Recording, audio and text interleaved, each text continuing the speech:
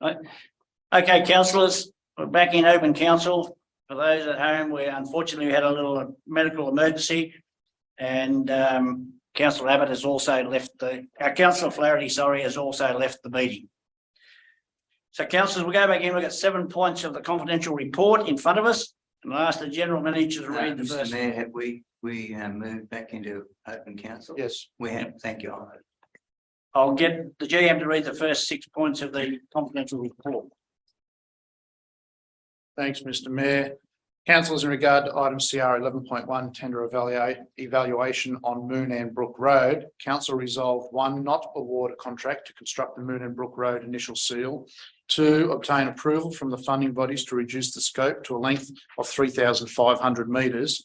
And 3, undertake the works internally as part of Council's road construction program. In regard to item CR 11.2, Murrurundi Waste Transfer Station land acquisition, Council resolved 1, to delegate authority to the General Manager to negotiate the withdrawal of the Aboriginal land claims over part lots 199 and 200 of DP 728353, Crown Reserve 87624, and to offer compensation to the claimant up to the value nominated in option 1 of the report.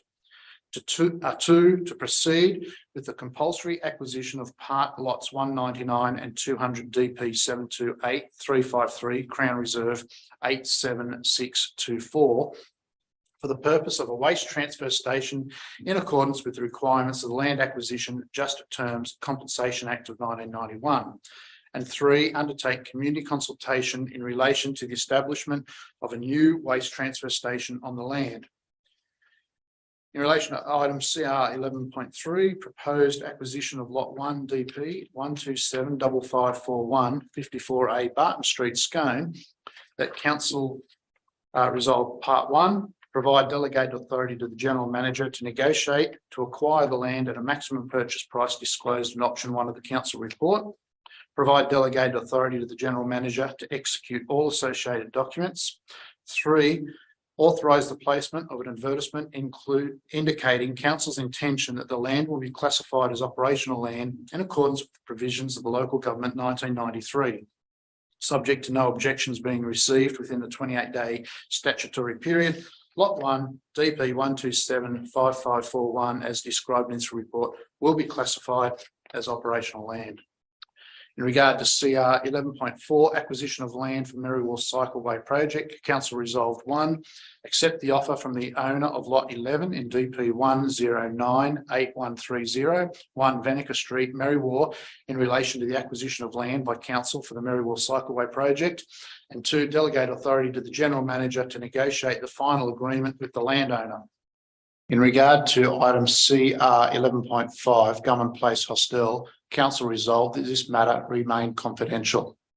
In regard to CR 11.6, 2023 Australia Day Awards nominations, the award recipients will remain confidential until the 26th of January 2023. Thank you, Mr. GM. So I'll get now Mr. Ian Roberts to read the CR 11.7. Ian, over to you. Thank you, Mr. Mayor. In relation to CR 11.7, Code of Conduct matter, the Council resolved 1, that Council not adopt the recommendations of the independent investigator. 2, note the reasons for the breach identified in the independent investigation report, namely that between 1 June 2022 and 31 July 2022, Councillor Flaherty engaged in inappropriate conduct by bullying and harassing staff, including the General Manager of Upper Hunter Shire Council, and other inappropriate interactions with Council staff. 3, in accordance with clause 7.58C1 of the procedures for the administration of the Model Code of Conduct, formally censure Councillor Flaherty for the breaches of the Code of Conduct for councillors under section 440G of the Local Government Act. 4, in accordance with clause 7.58C2 of the procedures for the administration of the Model Code of Conduct, refer the matter to the Office of Local Government for further action under the misconduct provisions of the Local Government Act.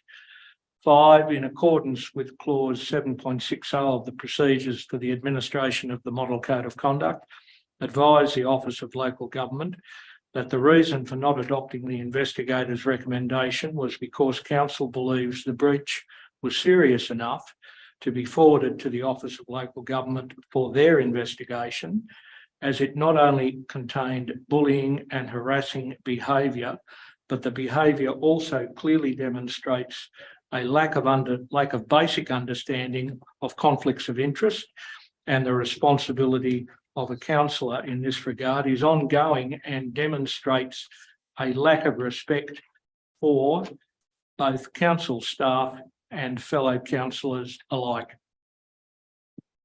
Thank you, Mr. Roberts. Councillors, yeah, sorry for that delay, but that's unfortunate. But that brings our council agenda to a close at 6:55. Thank you very much for your attendance.